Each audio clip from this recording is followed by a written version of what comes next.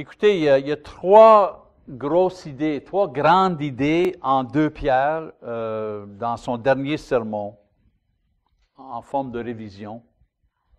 Premièrement, il faut grandir pour ne pas mourir.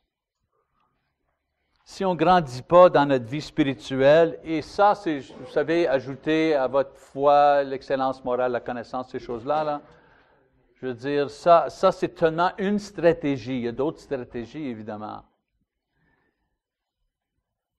Mais si, consciemment, on ne travaille pas à grandir spirituellement, autrement dit, si on n'avance pas, on recule.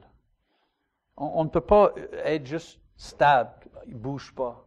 Impossible. Donc, Pierre nous dit, il faut grandir pour ne pas mourir. Deuxième grande idée. Les Écritures sont inspirées. Dieu parle à travers sa parole et on peut avoir confiance que ce qu'il dit dans sa parole va arriver, soit pour le bien, soit pour le mal. On ne peut pas juste accepter les bénédictions et les bonnes choses qui vont nous arriver. Avec la foi et l'obéissance, il faut accepter aussi les mauvaises choses qui peuvent nous arriver avec la désobéissance et le manque de foi. Les deux sont sûrs. Et troisièmement, faites attention aux faux enseignants. Écoute, je vais juste dire ce que Pierre dit dans sa deuxième épître, pas ce que Pierre a, vous savez, son enseignement au complet, là. Juste les 3 idées qu'il a présentées dans cette deuxième épître. Dieu va punir les faux docteurs, les faux enseignants, et il va punir aussi ceux qui suivent ces gens-là. Pourquoi? Quelqu'un peut-être va dire, c'est pas juste, c'est pas fin, punir, ils ont été séduits. Bien, je crois la raison qu'ils vont être punis. Premièrement, c'est parce que Dieu dit, il va le faire. Mais deuxièmement, c'est parce qu'il n'y a pas assez de preuves pour toi que Jésus est le Fils de Dieu. Il n'y a pas assez d'informations dans la parole de Dieu. Jésus n'a pas fait assez de miracles pour toi. Les apôtres n'ont pas souffert assez pour toi. On n'a pas assez d'informations. C'est quoi qui manque dans votre affaire? Pour croire plutôt que Jésus n'est pas le Fils de Dieu, pour croire que Dieu n'a pas envoyé Jésus, pour croire que Dieu, ça ne fait rien qu'on est pécheur. Ça prend beaucoup plus de foi pour croire ces choses-là que de croire ce qui est vraiment dit dans la parole. Donc faites attention. Maintenant, en chapitre 3, il donne son dernier mot d'encouragement. Ces chrétiens, eux autres, vivaient à une époque où le christianisme a commencé à persécuter les chrétiens, leurs chefs de file, leurs leaders, souvent en prison, exécutés. Il y avait aussi des faux docteurs qui entraient dans l'Église pour détruire l'Assemblée. En réponse à ces problèmes et ces dangers, Pierre dit, ne soyez pas découragés, soyez prêtes. Soyez prêtes.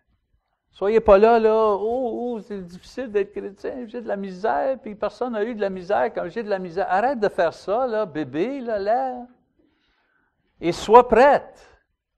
En anglais, on dit « man up ». Man up. Ah ouais, mets tes culottes, chose. C'est au Québec qui dit ça, mais c'est le temps d'être un homme. C'est le temps d'être une femme. C'est le temps d'être un adulte dans le Christ. C'est le temps de grandir, là, d'arrêter d'être un enfant. Donc, être prêt, ça veut dire quoi? Je sais comment me préparer pour l'assemblée, là, bon, la leçon, vous savez, l'ordinateur, les micros. Mais comment je me prépare? Premièrement, sois fidèle. Jusqu'à la fin. Vous savez, ils se faisaient moquer, eux autres, les chrétiens, parce qu'il y avait un espoir du retour de Jésus. Et Pierre leur dit de ne pas perdre leur espoir pour son retour. Verset 1-2, on va lire. « Voici déjà, bien-aimés, la seconde lettre que je vous écris. En toutes deux, je fais appel à des souvenirs pour éveiller en vous une claire intelligence, afin que vous vous souveniez des prédictions des saints prophètes et du commandement du Seigneur et Sauveur transmis par vos apôtres. Lui-même a écrit 2 fois pour les encourager, les motiver, en leur faisant un rappel ce que les apôtres et ce que Jésus, à travers les apôtres, avait écrit, avait dit. Le commandement ici, c'est qu'il demeure fidèle. C'est ça le commandement. Les prophètes, eux autres, faisaient le rappel à les Israélites d'être fidèles à Dieu et de ne pas tomber dans l'idolâtrie. C'était le premier commandement dans l'Ancien Testament. Et Jésus a dit à ses disciples que c'était nécessaire d'être fidèle jusqu'à la fin pour recevoir la couronne. Il dit, mais celui qui persévérera jusqu'à la fin sera sauvé. Matthieu 10, 22. C'est facile de commencer quelque chose. N'importe qui peut commencer. C'est de finir qui est difficile. Finir qui est difficile. Verset 3 à 7. Sachez avant tout que dans les derniers jours, il viendra des moqueurs pleins de railleries, qui marcheront selon leur propre convoitise et diront « Où est la promesse de son avènement ?